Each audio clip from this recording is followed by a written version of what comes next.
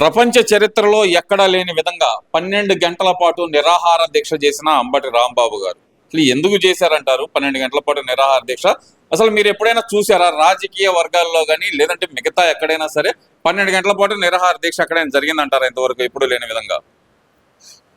గుంటూరు పట్టణంలో అంబటి రాంబాబు ఆంబోతెద్దులాగా రంకెలేస్తూ నేను 12 గంటలు దీక్షలు చేశాను, 12 గంటల్లో ఈ దేశానికి ఏదో దాన్ని ప్రభావితం చేశాననే విధంగా అతని దీక్ష ఒక నాటకీయ పరిణామంలా ఉంది.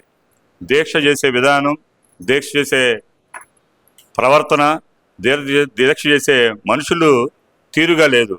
రాష్ట్రంలో ఒక కూటమి ప్రభుత్వంలో ప్రభుత్వ పాలన మీద ఏ విధంగా ఉంది, ప్రభుత్వ ప్రజలకు ఏమన్నా కష్ట నష్టాలు వచ్చినాయా, ప్రజల పక్షాన్ని ఏమన్నా పోరాడాల్సిన విషయం ఉందా? దానిపైన దీక్షలు చేయాల్సిన నువ్వు వ్యక్తిగతంగా తన ఇంటి మీద దాడి జరిగింది, ఇంటి మీద దాడి జరిగితే ఎవరు ఆ పోలీసు వాళ్ళని తక్షణమే వాళ్ళని శిక్షించాలి, ఆ పోలీసులే ఈ రాష్ట్రంలో ఉండకూడదు, ఈ రాష్ట్రాన్ని బహిష్కరించి వాళ్ళని తరిమేయాలన్న విధంగా ఈ అంబటి రాంబాబు దీక్ష పెట్టాడు. పోలీసుల మీద గత ప్రభుత్వంలో తెలుగుదేశం పార్టీ కార్యకర్తల మీద ఎంతమంది మీరు ఎన్ని కేసులు పెట్టారు? ఎంతమంది పోలీసుల మీద మీరు ఆ రోజు కక్షగట్టి ప్రతి ఒక్క తెలుగుదేశం పార్టీ కార్యకర్తని పొట్టన పెట్టుకున్న మాట వాస్తవం కదా. ఆనాటి ప్రభుత్వంలో మీరు చేసిన అరాచకాలు, పోలీసు వారిని అడ్డం పెట్టుకొని ప్రతి ఒక్క కార్యకర్తని రోడ్డు మీద ఈడ్చుకెళ్తూ ప్రతి ఒక్కరిని కూడా నాయకులను కూడా మీరు జైలులో పెట్టిన మాట వాస్తవం కదా. ఆనాటి పోలీసుల మీద మీరు అప్పటి ప్రభుత్వంలో ఏమైనా చర్యలు తీసుకున్నారా? గమనించండి. వ్యక్తిగతంగా తాను ఇంటి మీదకి వచ్చారు, ఇంటి మీదకి జరిగిన సంఘటనలు అని చెప్పి డాక్టర్ పెమ్మసాని చంద్రశేఖర్ గారి మీద, తెలుగుదేశం పార్టీ కార్యకర్తల మీద, నారా లోకేష్ బాబు గారి మీద, అలానే నారా చంద్రబాబు గారి మీద తాను ఇష్టానుసారం బరితెగించి రోడ్డు మీదకి వచ్చి తాను ప్రెస్ మీట్లో ఏదైనా విమర్శలు చేయాల్సి ఉంటే చేయాలి. బొలోమని గుంటూరు కలెక్టరేట్లో ఆంధ్రప్రదేశ్ ప్రభువులకు ఏదో అన్యాయం జరిగింది, ఈ దేశ భద్రతకి భంగం కలిగినట్టు ఇతను ఇంటి మీదకి జరిగితే చట్టం తన పని తాను చేసుకుపోతుంది. ఎవడైతే తప్పు చేస్తే తప్పును క్షమిస్తారు. దాన్ని ఖండించకుండా బోలోమని 12 గంటలు ఏం జరిగిందని, ఈ భారతదేశానికి నష్టం జరిగిందని, ఈ ఆంధ్రప్రదేశ్ నష్టం జరిగిందని, ఈ ఆంధ్రప్రదేశ్ పౌరుల కోసం ఏమన్నా నువ్వు దీక్ష చేసావా? నీ సొంత వ్యక్తిగతంగా ఒక నిరాహార దీక్ష చేసే విధానంలో మీరు నాయకులు చేసిన 12 గంటల డ్రామా ఒక హై డ్రామా. ఆ డ్రామాని తెరదింపి 12 గంటలకు ఏదో ఇది ఆ రాష్ట్రాల్లో ఏదో ఉదరించినట్టు, ఈ తెలుగుదేశం పార్టీని, కూటమి ప్రభుత్వాన్ని ఏదో చేస్తున్నట్టు ఒక భ్రమలుగా అంటున్నారు. కనీసం చీమకు కూడా మీరేం హాని చేయలేని, మీకు కనీస బాధ్యతగా వ్యవహరించలేని పరిస్థితి మీది. ఎందుకంటే నేను ఓడిస్తాను, పెమ్మసాని స్పెషల్ ఫ్లైట్ వేసుకొని పారిపోతాడు అని మాట్లాడుతున్నారు కదా మరి అంబటి రాంబాబు. 164 సీట్లు వచ్చినాయి, ఒక్కడు కనిపించలా ఇంతవరకు. ఎవడు తిరుగుతున్నాడో తెలియదు. బోలో మన 11 సీట్లు వచ్చినాయి. ఆ 11 మంది కూడా అసెంబ్లీకి రారు.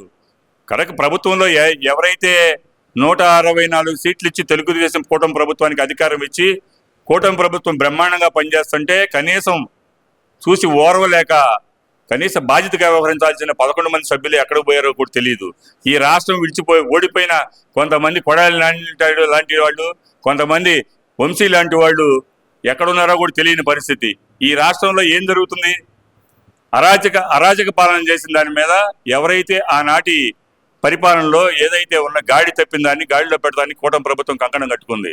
కానీ మీ వికృష్ట చేష్టల ద్వారా రాష్ట్ర ముఖ్యమంత్రి వర్యులైన నారా చంద్రబాబు నాయుడు గారిని నీ ఇష్టానుసారం మాట్లాడితే మేము చేతులు కట్టుకొని కాళ్ళు కట్టుకొని చూస్తూ ఊరుకోవాలా? తెలుగుదేశం ప్రభుత్వం ఎవడైతే తప్పు చేశాడో, తప్పుని చేసిన వాడిని ఎప్పుడైనా శిక్షించ తప్పదు. ఆనాటి ప్రభుత్వంలో మీరు చేసిన అరాచకాలు అన్నీ కాదు, గుర్తుపెట్టుకోండి. మీరు ఏదైతే ఆనాటి ప్రభుత్వంలో చేసిందో అప్పటి పోలీసులు కదా. ఈరోజు పోలీసులు ఏమన్నా మిమ్మల్ని చట్టం ప్రకారం రాసుకొచ్చారా? ప్రతిసారి కులం పేరుతో ఇద్దరు సీఏలు పలానా కులం వారు పోలీసు కులం అంటగట్టిన ఘనత వైసీపీ ప్రభుత్వానికి అని చెప్తున్నాం. పోలీసులకు కులం అంటగడతారు. ఆ సీట్లో ఉన్న వ్యక్తిని పట్టుకొని, ఆ సీట్లో ఉన్న సీఏని పట్టుకొని నీ ఇష్టానుసారంగా వాడిని జైలుకి పంపిస్తాను, వాడి సంగతి చూస్తాను. ఏంది రౌడీజం చేయటం? ప్రపంచంలో ఇప్పుడు న్యాయపరంగా ఏదైతే ఉన్నాయి హక్కులు, ప్రజాస్వామ్యపక్షంగా ప్రజలతోటి ఏవైతే ఉన్నాయో ఏవైతే నీ భావనలు ఉన్నాయో తెలియజేయాల్సిన బాధ్యత ఉంది. కానీ స్వేచ్ఛగా మాట్లాడాల్సిన అవసరం ఉంది. కానీ బరి తెగించేలా రోడ్ల మీద 12 గంటలు నీ ఇష్టానుసారంగా నీ ఇష్టం వచ్చినట్టు మాట్లాడి, అట్లానే పెమ్మసాని చంద్రశేఖర్ గారిని నువ్వు ఇష్టానుసారంగా మాట్లాడతావేంటి? కథకు ప్రతి ఒక్క కార్యకర్తను కూడా నీ ఇష్టానుసారంగా మాట్లాడితే ఇక్కడ ఎవరు చూస్తూ ఊరుకోరు. గుర్తుపెట్టుకోండి, అంబటి రాంబాబు ఆంబోతెద్దులాగా గుంటూరులో బరి తెగించి నువ్వు 12 గంటల గుంటూరు కలెక్టర్ ఆఫీస్ ముందు ఏం ఉద్ధరించావని ఈ ప్రజలకి ఏమన్నా నువ్వు ఉద్ధరించావా? ఈ గుంటూరు నగర ప్రజలకి ఏమన్నా నువ్వు దారాదత్తం ఏమన్నా ఉపయోగపడ్డావా? ప్రజల పక్షాన్ని ఏమైనా పోరాడావా? ఏదైనా గుంటూరు రోడ్ల కోసం ఏమైనా కష్టపడ్డావా? శంకులాస్ దేని మీద నువ్వు ప్రజల కోసం పోరాడావో చెప్పాల్సిన బాధ్యత ఉంది. కానీ వ్యక్తిగతంగా ఇద్దరు సీఎల్ మీద నీ ఇష్టానుసారం నీ ఇష్టం వచ్చినట్టు కులం పేరుతో దూషిస్తే అక్కడ ఆనాటి పోలీసులు ఏమన్నా చేతులు కట్టుకుని కూర్చుంటారనుకున్నావా? చట్టం తన పని తను చేసుకుపోతుంది. ఎవరైతే తప్పు చేశారో వాళ్ళందరినీ శిక్షిస్తారు. డాక్టర్ పెమ్మసాని చంద్రశేఖర్ గారు ఇప్పుడు కాదు, మళ్ళీ ఎప్పుడైనా గెలిచి ఉంటాడు. దమ్ముంటే నీకు శక్తి ఉంటే ఆపమని చెప్పేసి తెలియజేస్తున్నాం. ఇవన్నీ ఒకైతే విధంగా లక్ష్మీ పార్వతి గారు, ఆ రోజు నేను అన్నగారిని రాష్ట్రం మొత్తం తిప్పి ఆయన్ని 250 సీట్ల పైసలకు నేను గెలిపించుకున్నాను. మీ నాన్న వెన్నుపోటు పొడిచి ఆయన మీద చెప్పులేశారంటూ నేను లోకేష్ గారి మీద చేసిన వ్యాఖ్యలు అసలు ఎలా చూడాలంటారు? అసలు వాటిని ఆంధ్రప్రదేశ్లో ఒక మహమ్మారి దాపరిచ్చింది. అదే ఒక శకునిలాగా ఈ ఆంధ్రప్రదేశ్కి ఒక శనిలా దాపరించిన వ్యక్తి ఎవరైనా ఉన్నారంటే లక్ష్మీ పార్వతి. లక్ష్మీ పార్వతి బరి తెగించి నీకు వ్యక్తిగతంగా వైసీపీ నాయకుల్ని నువ్వు ప్రేరేపించాలనుకుంటే ఎన్టీ రామారావు గారి ఆత్మ శోభిస్తుంది. గుర్తుపెట్టుకోండి, ఎన్టీ రామారావు గారిని పొట్టను పెట్టుకుంది లక్ష్మీ పార్వతి. ఎన్టీ రామారావు గారి జీవితాన్ని నాశనం చేసింది లక్ష్మీ పార్వతి. ఎన్టీఆర్ గారి చరిత్రని నాశనం చేసిన ఘనత ఒక లక్ష్మీ పార్వతి చెందుతుంది. ఎందుకంటే ఆంధ్రప్రదేశ్ ప్రజలందరూ క్షేమంగా తెలుగుదేశం పార్టీ కూటమి ప్రభుత్వంలో ఉంటే ఇలాంటి లక్ష్మీ పార్వతి లాంటి వాళ్ళు బరి తెగించి లోకేష్ బాబు గారు నిన్న మాట్లాడింది వైఎస్ విజయమ్మ గారిని జన్మదిన శుభాకాంక్షలు తెలియజేయటం ఒక నైతికంగా బాధ్యత కలిగిన వ్యక్తిగా ఒక ఆంధ్రప్రదేశ్ పౌరుడిగా గర్విస్తున్నాం. మేము ఒక తెలుగుదేశం పార్టీ కుటుంబ సభ్యుడిగా గర్వపడుతున్నాం. విజయమ్మ గారికి శుభాకాంక్షలు చెప్తే తల్లిని చెల్లిని గెట్టేసిన మీకు ఇలాంటి శుభాకాంక్షలు ఇలాంటి తీర్లు మీకు ఎలా ఉంటాయి? అలానే లక్ష్మీ పార్వతి అనే ఒక శాడిస్టు మనిషి ఈ ఆంధ్రప్రదేశ్లో దాపరించినందుకు ప్రజలందరూ సిగ్గుతో తలదించుకోవాలి.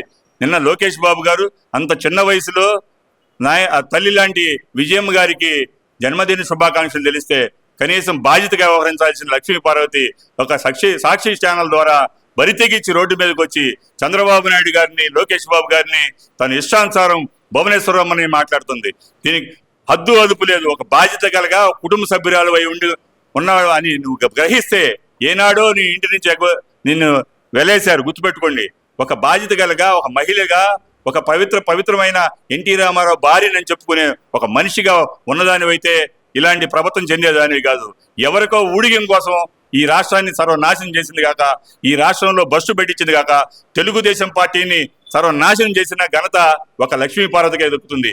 అలాంటి లక్ష్మీ పార్వతి వైఎస్ జగన్మోహన్ రెడ్డి పార్టీలో చేరి ఇలాంటి తెలుగుదేశం పార్టీ కుటుంబ సభ్యుడైన నారా లోకేష్ బాబు గారు నీకు జన్మదిన శుభాకాంక్షలు తెలిస్తే బరి తెగించి చంద్రబాబు నాయుడు గారిని ఇష్టానుసారం ఈ ఆంధ్రప్రదేశ్లో ఒక వైఎస్ జగన్మోహన్ రెడ్డి పాలనే ఈ రాష్ట్రంలో అభివృద్ధి చెందింది, తెలుగుదేశం పార్టీ కూటమి ప్రభుత్వం ఏమీ చేయట్లేదనే విధంగా ఈ లక్ష్మీ పార్వతి మాట్లాడుతున్న మాట చాలా దారుణమైన పరిస్థితి. ఇలాంటి వ్యక్తులు సమాజంలో ఉండకూడదు. ఇలాంటి వ్యక్తుల్ని సమాజంలో మాట్లాడే వారిని ప్రతి ఒక్కరిని కూడా ఖండించాల్సిన బాధ్యత ప్రతి ఒక్క పౌరుడి మీద ఉంటుంది. కాబట్టి మేము చెప్పేది ఒకటే, లోకేష్ బాబు గారిని కానీ భువనేశ్వరమ్మ గారిని కానీ నారా చంద్రబాబు నాయుడు గారు కానీ లక్ష్మీ పార్వతి ఇంకొకసారి కనుక మాట్లాడితే తరిమి కొడతారని చెప్పేసి చెప్తున్నాం. Thank you.